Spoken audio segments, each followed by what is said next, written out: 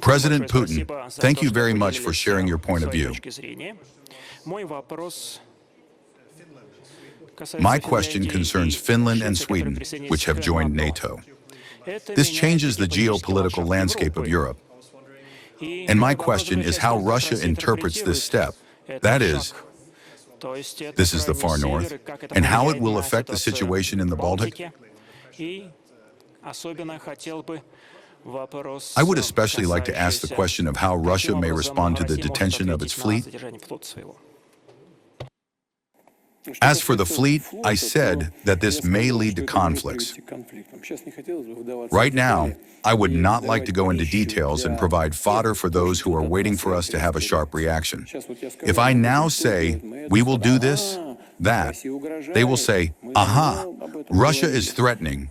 We have long been talking about this. And then it will begin. And it will begin precisely for the sake of which this is being done. It will begin the distraction of attention from internal problems and the strengthening of the factor of external danger. Of course, we will respond. It is not we who are detaining someone's fleet there, but they are trying to hinder us in something. But they say the concept of a shadow fleet has been introduced into usage. And what is a shadow fleet, can you say? Can someone here say? I am sure not, because such a concept does not exist in international maritime law. It does not exist. That means these are unlawful actions. And those who are trying to do this must remember that. First. Second, or rather first, in your question, this is the accession of Finland and Sweden to NATO.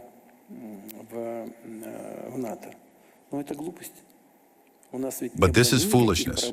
We did not have any problems at all, either with Sweden, and even less so with Finland, no problems whatsoever. You know, in Helsinki, it was possible to freely buy everything in central stores for rubles. Even 3 years ago, people freely went into Helsinki, took out rubles, paid, and that was it. In the border regions of Finland, practically all the signs were in Russian.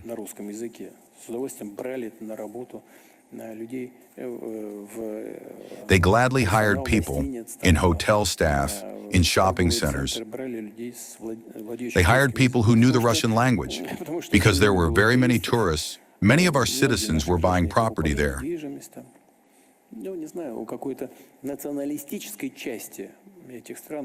Well, I don't know. Maybe some nationalist part of these countries might have had such a suspicion or fear that there was such a quiet infiltration of Russia happening. But the world is such interdependent. If you don't like something, if you see some kind of danger in this, take some economic or administrative measures, restrict the purchase of real estate, restrict movement. Everything can be resolved. But joining NATO, a bloc that conducts aggressive policy toward Russia, what is that for? To guard what? To defend what interests of Finland or Sweden? What? Was Russia going to seize Helsinki or Stockholm, or what? Everything that Russia wanted, it resolved with Sweden as a result of the Battle of Poltava.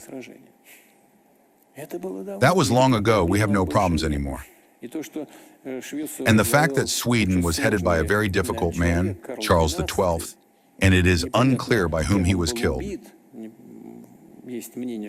There is an opinion that he was killed by his own people because he drove everyone mad with endless campaigns and attempts to drag Turkey into yet another war with Russia. But all that passed long ago. It was centuries ago. And with Finland, what is the problem? What is the problem? There are absolutely no problems. Everything was resolved.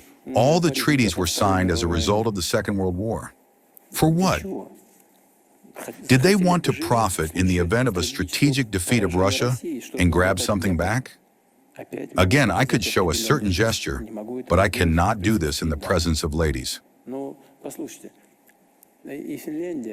Well, listen, both Finland and Sweden have lost the advantages of neutral status.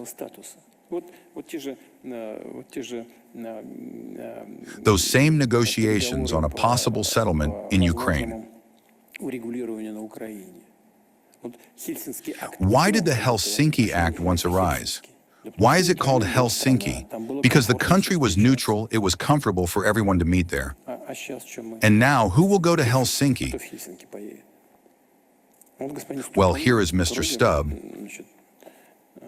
Donald says he plays golf well. That is good, but that is not enough. I don't want to say anything bad. I myself love sports. But that is not enough. Where is the perspective then? Can someone answer, what is the advantage? Name at least something. I said that maybe the nationalist part of Finnish society also had the fear that Russia was sneaking into Finland on the quiet. Well then, introduce administrative or legal restrictions. Why not do it? What are you doing? I always had very good relations with the previous leaders. We visited, they came to us. We were constantly discussing some issues. Border ones, this, that, transport movement. Everything was comfortable. For what reason then?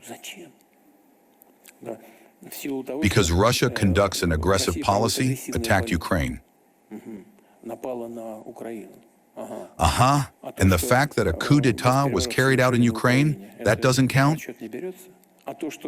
And the fact that since 2014 children were being killed in Donbass, how is that? Is it normal? When tanks and aircraft were used against the civilian population and struck at cities? All this is documented. All this is in all the footage. How is that normal? There was simply no desire to analyze anything. But there was a desire to be in one gang that is trying to grab something from Russia. So what? The former president told me, we spoke on the phone, we had good relations with him, we played hockey together more than once. He says Norway is in NATO and nothing good. We made agreements with them.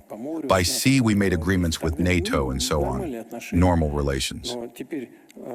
But now the border between Russia and NATO has become bigger. So what? We had no armed forces in that part of Russia. Now there will be. We are forced to create a separate military district. From Finland, we were told, we will not allow the appearance of any weapons dangerous for Russia, especially nuclear weapons. Excuse me, sorry for the faux pas, but who the hell knows? We know how decisions in NATO are made. Who will even ask them, the Finns? You know, I don't want to offend anyone, but I know how decisions are made. They will deploy it, and that's all. And what then? Did it land in the hole or not? Well, here you go. The Pershing. Well, you will be responsible for this, so we will deploy such and such systems there and do something else. And what then? For what? Now they are talking about the flights of our planes, which do not turn on transponders over the Baltic Sea. I paid attention, when I went to Finland, to Helsinki, to the fact that NATO planes were flying without transponders. And then the Finnish president said, let's agree that everyone will turn on their transponders. We agreed. Russia agreed. What did the NATO countries answer? We will not. Will not? Fine, then we also fly without transponders. This is simply an escalation in yet another region of the world. And thus, stability is being put at risk, including the military strategic stability in these regions. If a danger for us appears there, we will also deploy so that it will be dangerous for those who deployed there. For what? Who will win from this? Has the security of Finland or Sweden increased because of this? No, of course, nothing. So, well, we will work, of course, normally, If they want to somehow build and restore relations, we are not against it, we agree. But the situation, of course, has changed.